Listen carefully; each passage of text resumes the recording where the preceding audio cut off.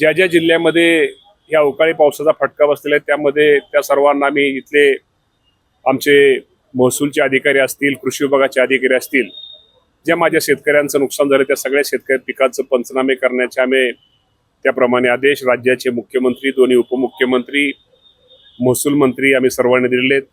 तर पंचनाम्याचं काम हे जवळजवळ बऱ्यापैकी पूर्ण झालेले अंतिम टप्प्यात आहे आणि ज्यांचं नुकसान झालं अजूनही पाऊस पडण्याची शक्यता आहे. पण मी माझ्या शेतकऱ्यांना आपल्या माध्यमातून एवढं सांगतो की जिथं शेवटी हा निसर्गाचा ह्यामध्ये कुणाचा दोष नाही, परंतु शेवटी निसर्गाच्या पुढे कुणाचं चालत नाही.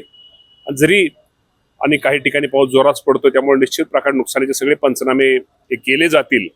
आणि आपणही त्यामुळं तिथल्या गावच्या सरपंच असतील, गावातले प्रमुख मंडळी असतील, तालुक्याचे प्रमुख मंडळी असतील, ज्या ज्या शेतकऱ्यांचं या अवकाळीमुळे नुकसान होईल त्या सर्व नुकसानी भरपाईचे शेती ते पिकाचे पंचनामे त्यांनी करून घ्यावेत आणि तो लवकरच अहवाल आमच्याकडे प्राप्त होताच राज्य शासन निश्चित प्रकारे या शेतकऱ्याला मदत करेल.